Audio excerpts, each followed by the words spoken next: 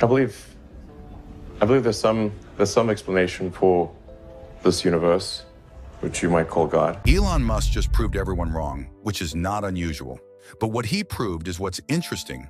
The billionaire revealed the real image of Jesus, and this has left Christians in awe. Elon managed to show everyone that the images we used to think was Christ were actually not him. So if all the pictures and status that hung in churches weren't Jesus Christ, who are they? And what does the real Jesus Christ look like? All very puzzling questions which we will answer in this video, so join us. The puzzle of Christ's image. The truth is, the image of Jesus has been a very controversial topic for centuries. It has been followed by belief which is not really accurate. You can't believe that someone would look a particular way just because of what you've heard about the person. And that's why Elon Musk was able to stand out. He used fact and history and research to actually get a hold of the true image of Jesus Christ. But while the true image of Jesus may have been revealed, there are questions that need to be answered. Like, what did people think Jesus looked like? Well, that brings us to Warner Sallman. Keep watching to find out more. Sallman was the one to paint the image of Jesus that became very popular. But how did he figure out what Jesus looked like? Well, imagine you're holding a picture of someone you've heard so much about, but you've never actually met. That's kind of like what Warner Sallman's painting of Jesus Christ is. It's a famous picture called the Head of Christ, and so many people around the world think of it when they hear the name Jesus. But that picture isn't what Jesus really looked like. Warner Sallman was an American artist in the 1990s, and he loved creating pictures that felt comforting and familiar. One day he had an idea for a painting that would help people imagine Jesus as someone kind and close to them, almost like a friend they could talk to. He wasn't trying to say that this is exactly what Jesus looked like. He was painting a feeling, a message of peace and gentleness. To make his image of Jesus, Sallman probably thought about what people in his time might find beautiful and noble. He gave Jesus soft, glowing hair and a calm face that looked very peaceful. But here's the thing. Sallman didn't have any old pictures or descriptions of Jesus to work from because there aren't any. The truth is, when Jesus lived on earth, no one drew or painted him. He lived in a place called the Middle East, which we will dive into later. This wasn't what Jesus likely looked like at all. It's like drawing a picture of someone from your imagination and guessing how they might appear, even if it's not accurate. Sallman's Jesus looks more like the people from Sallman's culture than the real historical Jesus. So why does this picture still mean so much to so many people? Well, Sallman's painting became very popular because it was printed everywhere, in churches, schools, homes, and even on small cards people could carry in their pockets. It felt like having a reminder of Jesus that you could keep close. But even though it's loved, it doesn't show the real person. It's like when you imagine a character from a storybook and draw them your way. Your drawing is special because it shows what you feel about that character, but it's not what they truly look like if they were real. But the thought of it is just wild. The thought that something starting out as just an idea in an artist's mind became so popular that it's everywhere at such a time, almost like a favorite song or story everyone knows. That's truly what happened with this image.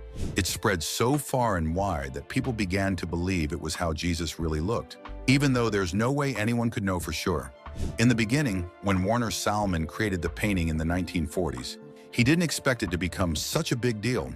Sallman himself confessed that the painting was a miraculous vision that he received late one night. He was probably going through something because he stated that the answer came at 2 a.m., January 1924, as a vision in response to my prayer to God in a despairing situation.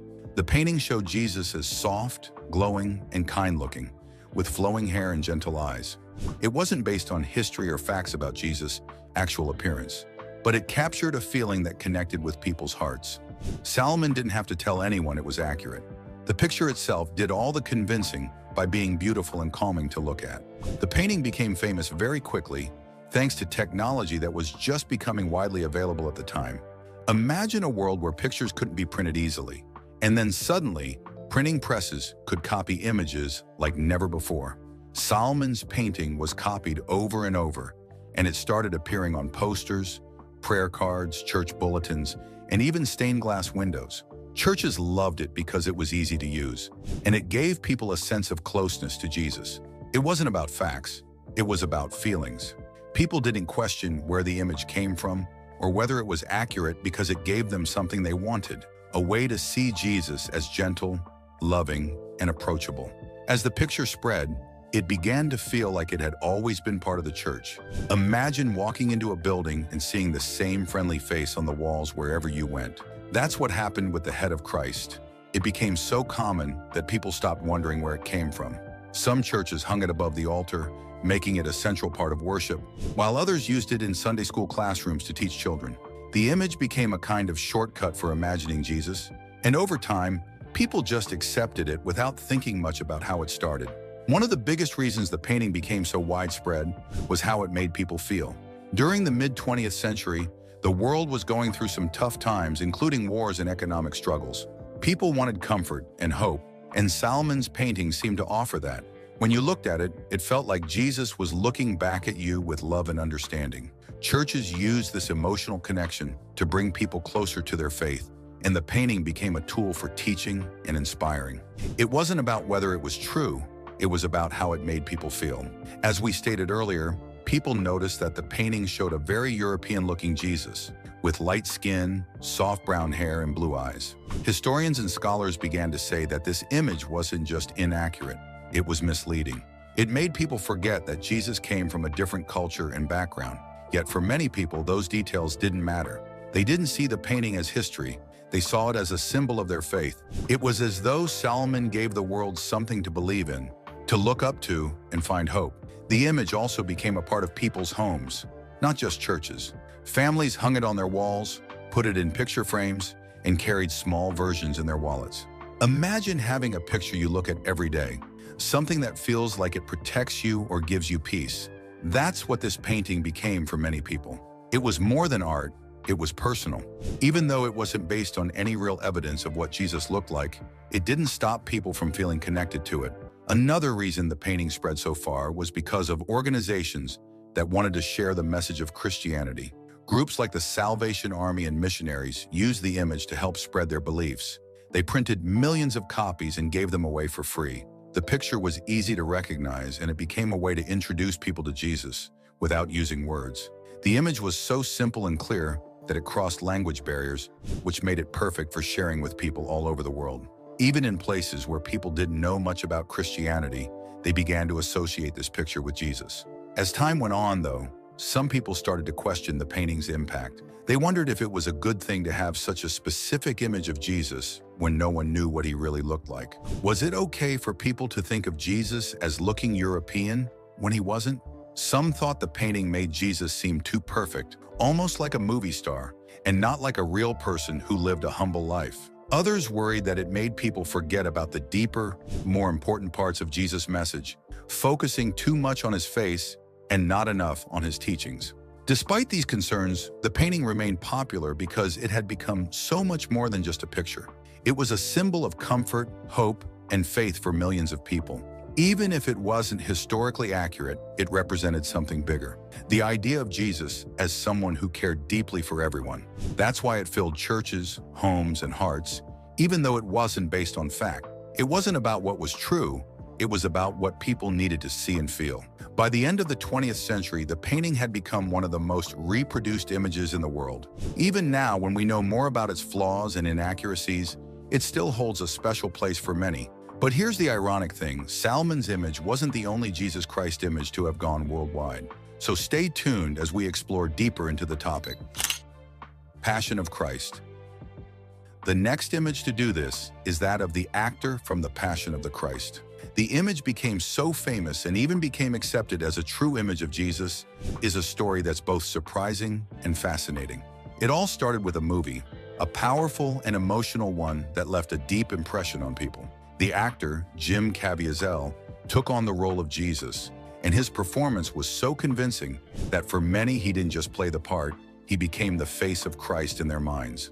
It's amazing how something that begins as a piece of entertainment can grow into something so much bigger, something almost sacred. When The Passion of the Christ came out, it wasn't just another movie. It was intense and deeply moving, showing the story of Jesus' last days in a way that felt raw and real. Jim Caviezel, who played Jesus, went through a lot to make his portrayal believable. He wore makeup and prosthetics to look like he was injured during the crucifixion, and his expressions of pain and love were so heartfelt that audiences couldn't look away. People cried, prayed, and reflected as they watched, and when they left the theater, many couldn't shake the image of his face from their minds. It was as if Caviezel's portrayal had given them a new way to imagine Jesus. What's interesting is how that face, the actor's face, started to appear everywhere. People printed still images from the movie and framed them as if they were actual portraits of Jesus. Some churches began to hang these pictures on their walls, and temples in other parts of the world followed, using the image as a symbol of faith and reverence. It's a bit like how Warner Salomon's painting spread, but this time it was a movie.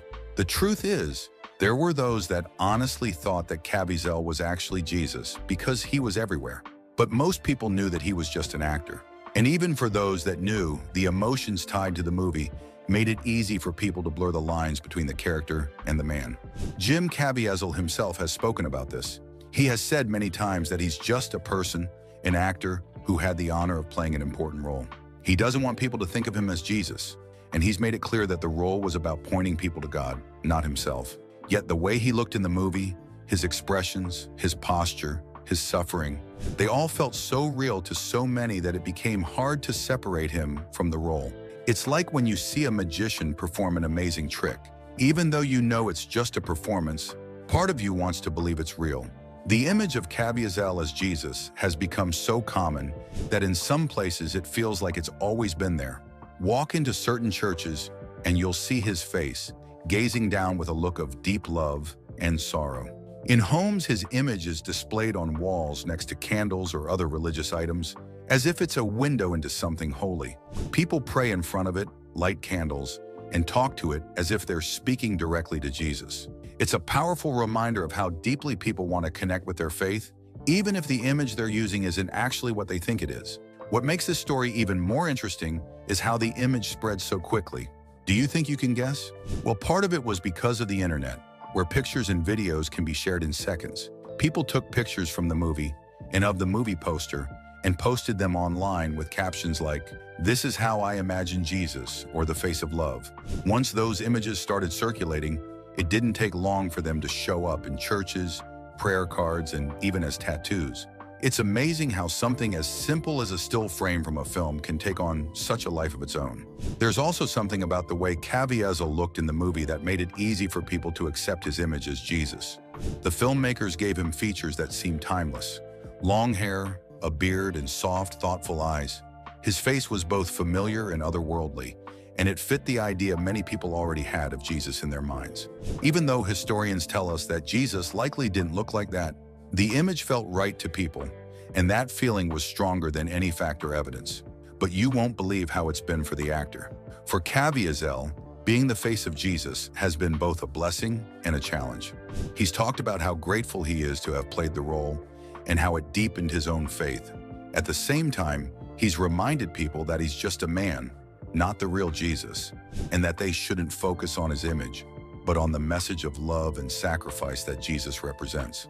It's a bit like being mistaken for a superhero. You're glad people admire the character, but you want them to remember you're just wearing the costume. Even with these reminders, the image of Caviezel as Jesus has become a part of modern Christian culture. It's used in art, teaching materials, and even sermons, where pastors sometimes refer to the movie to help illustrate the story of Christ. The emotional impact of the film was so strong that it gave people a new way to see and feel the story, and Caviezel's face became a symbol of that connection. It's a reminder of how powerful visual storytelling can be, especially when it's tied to something as meaningful as faith. But not everyone agrees with how the image has been used. Some people worry that it focuses too much on appearance and not enough on the deeper message of Jesus' life. Others point out that, like Salomon's painting, Caviezel's portrayal doesn't reflect the historical reality of Jesus as a Middle Eastern man. They argue that using an image of a European-looking Jesus can unintentionally exclude or misrepresent the diverse communities that Christianity touches. These are important questions to consider, especially as the image continues to be celebrated and shared. Despite these concerns, the image endures because it represents something more than just a face. For many, it's a way to make their faith feel real and personal, to put a face to a story that has shaped their lives. Whether it's historically accurate or not, the image of Caviezel as Jesus carries a powerful emotional weight that connects people to something bigger than themselves.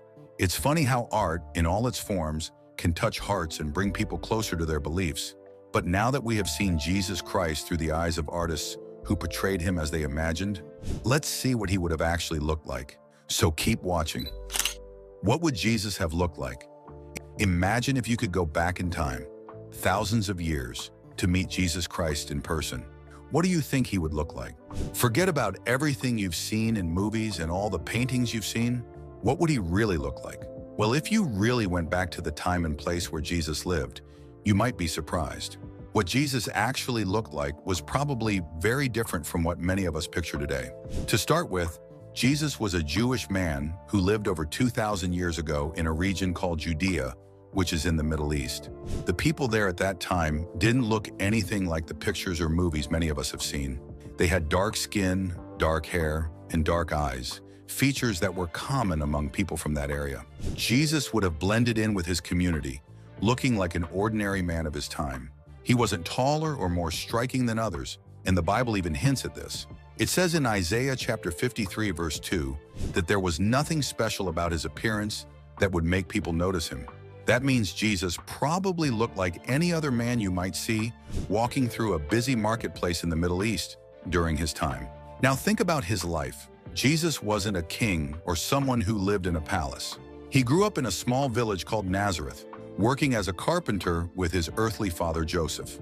Carpentry back then wasn't just about building things. It was hard, physical labor.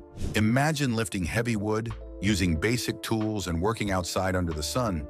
This means Jesus would have been strong, with rough hands from years of manual work. His skin would likely have been weathered by the sun and wind, not pale and smooth like we see in some paintings. He was a man who knew what it meant to work hard. Jesus also spent a lot of time walking. He didn't have a horse or a chariot to carry him from place to place. He and his disciples traveled on foot, sometimes long distances, through dusty roads and rocky hills. His feet would have been tough and probably dirty from the journey.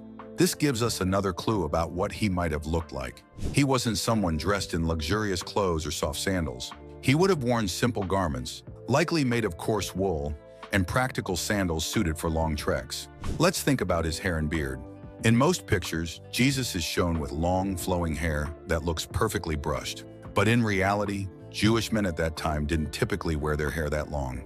It would have been shorter and easier to manage, especially since Jesus lived in a hot climate where long hair might have been uncomfortable. His beard, too, would have been natural and unstyled, just like other men of his time.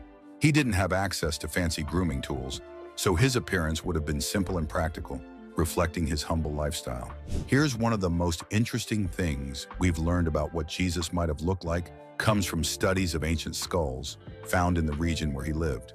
Scientists and historians have used these skulls to create models of what an average Jewish man from that time might have looked like. These models show a man with a rounder face, a broad nose, and dark eyes. He would have been about 5 feet 5 inches tall, which was the average height for men in that region and era. This might seem short by today's standards, but it was completely normal for his time. Another important detail is his clothing. Jesus didn't wear the long, flowing robes with bright colors that we often see in movies or paintings. His clothes would have been made of simple, undyed wool, likely in earth tones like beige or brown. He might have worn a tunic, which was like a long shirt with a cloak over it for warmth. His sandals would have been made of leather, practical and sturdy for walking long distances. He dressed like the people around him, blending in rather than standing out. It's also important to think about the context of his life. Jesus lived in a time when people didn't have modern conveniences like clean running water or personal hygiene products. Bathing was less frequent and life was dusty and rugged.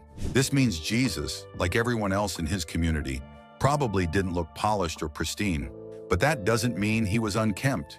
He lived a life of humility and simplicity, and his appearance would have reflected that. What's fascinating is how different this realistic image is from the one many people imagine. The idea of Jesus as a tall, light-skinned man with soft features came much later, influenced by European art during the Middle Ages and Renaissance. Artists in Europe painted Jesus to look more like the people in their own culture, which is why we often see him with fair skin and blue eyes in those works. But those images are cultural interpretations, not historical facts. Also note that Jesus' appearance wasn't what made him special. People didn't follow him because he looked different or impressive. They followed him because of what he said, what he did, and how he made them feel. His teachings, kindness, and miracles were what drew people to him, not his physical features. What do you think about the appearance of Jesus Christ? Share your thoughts with us in the comment section. Remember to like, share, and subscribe for more. Also, click the next video showing on your screen. You will enjoy it.